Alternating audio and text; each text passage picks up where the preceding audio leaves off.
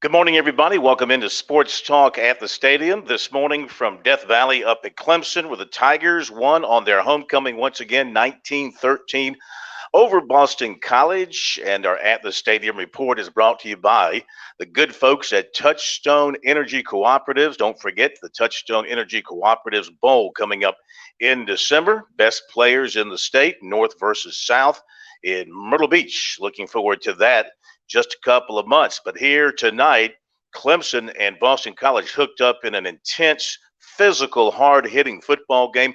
It wasn't always pretty, but it was tight and exciting all the way through. You just didn't know which way this one was going to go.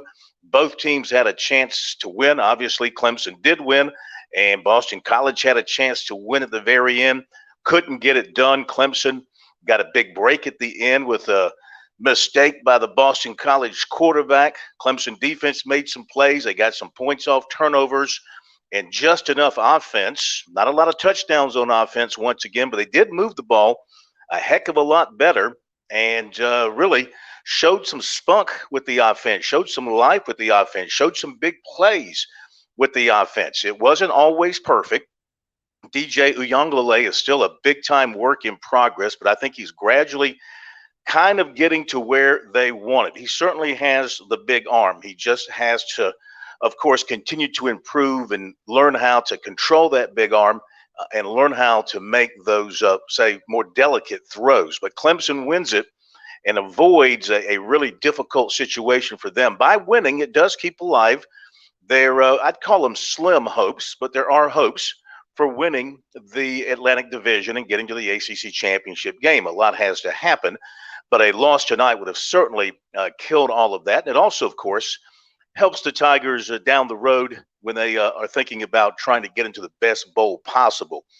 It was a night when Clemson continued to lose players. And, of course, their offensive line has been a work in progress because of injuries. And tonight they were without Will Putnam, starting right guard because of a toe injury. So they went with Rayburn at center. They had Tate at left guard and Bockhorst at right guard, and they held up pretty well. And then during the game, they lost their tight end Galloway to a head injury. They lost Justin Ross to a head injury. When I say injury, they took a shot to the head, and they were both taken out of the ball game. Will Taylor looks like a knee injury of some sort for him. Dabo Swinney said they do not yet know the extent of the injury. They'll know more on that tomorrow. So they are added to the injury list. And Davis Allen, tight end, he was ejected for a targeting hit, and so he'll miss the first half of their next game. And so the list of injured players and players not available continues to grow for Clemson, yet they somehow managed to gut out this win. Let me just give you a quick recap if you didn't get a chance to watch the whole thing. So on Clemson's second possession, Kobe Pace, who came on and had a really nice game, had a 59-yard touchdown run to make it 7-0 Clemson.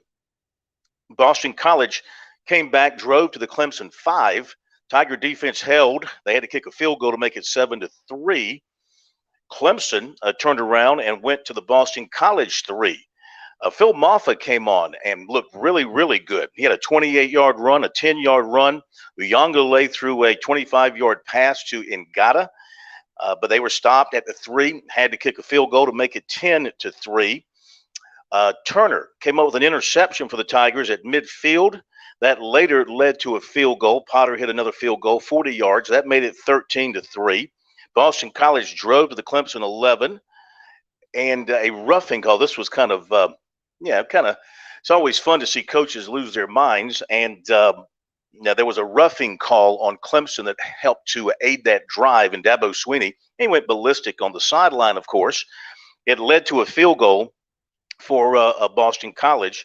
And at halftime, in the halftime interview, he told the interviewer from the ACC network that it felt to him like they were playing against 14 out there. Referencing the officials, of course, and not being happy with some of the calls against the Tigers. First play of the second half, Sheridan Jones had a chance to make a big play, but he dropped what would have been a pick six for Clemson. And then Boston College completed passes of 33 and 39 yards. Their quarterback was very, very good. And eventually they got a touchdown off of that drive from the three. They ran it in, made it 13-13 at that point early in the second half. Then R.J. Mickens came up with a pass interception for Clemson at the BC 33, and Clemson reached the 20. But then they had an offensive pass interference call against them and a false start. That set the drive back. And again, Potter came on, kicked a 35-yard field goal, put Clemson up 16-13. Later, Boston College had to punt, then a 54-yard pass from Uyangalele to Ngata to the BC 28. Third down again, and this is the thing about the Clemson offense right now. Uyangalele threw a perfect back shoulder pass to the 1 yard line to Ngata. He couldn't make the catch, went right through his hands. He suffered 3 or 4 drops, not Ngata, but the entire receiving corps. Uyangalele suffered those drops, and so that's reflected in his completion percentage, which should have been a little bit better. So that would have probably set up a touchdown for the Tigers. Instead, Potter had to come on and kick a field goal, 42 yards, 19-13 with 4:51 to play. That set up the final drive. Boston College put together a great drive. Their quarterback, Dennis Grosel, completed 5 passes in a row. He gets the Eagles down to the Clemson 11. And then he comes up to the line. He's rushing his team up to the line because the play clock is getting low. The crowd is extremely loud.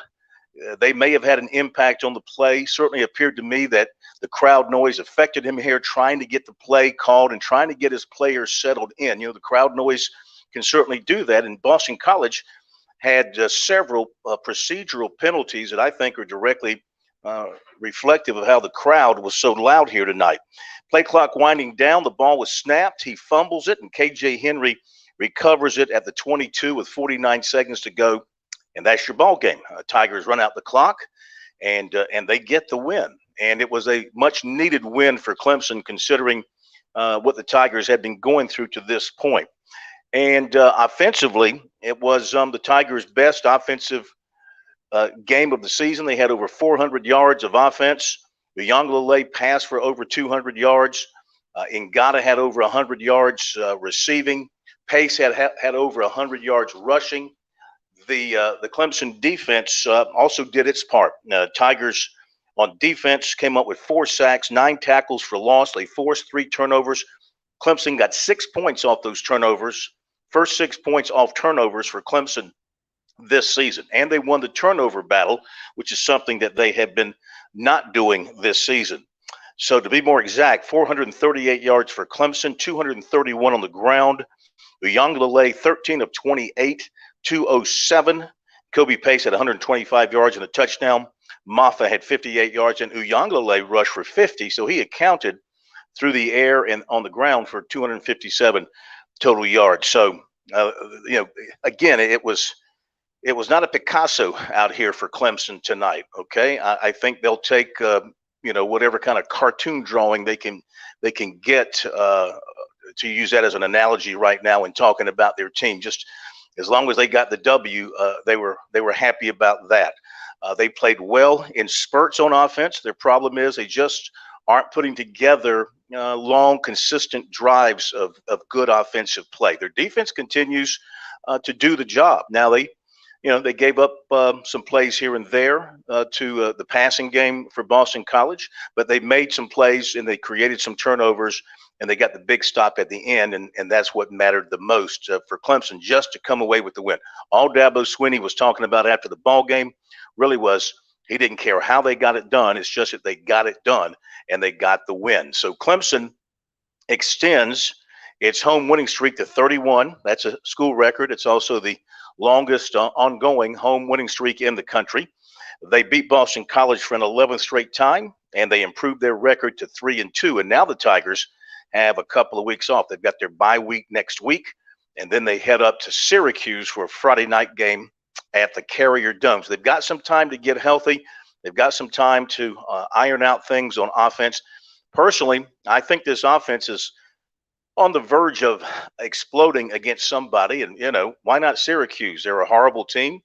And it's a good chance if you're not affected by the Carrier Dome and the turf up there and all that, it's a good opportunity to put together a very big offensive game.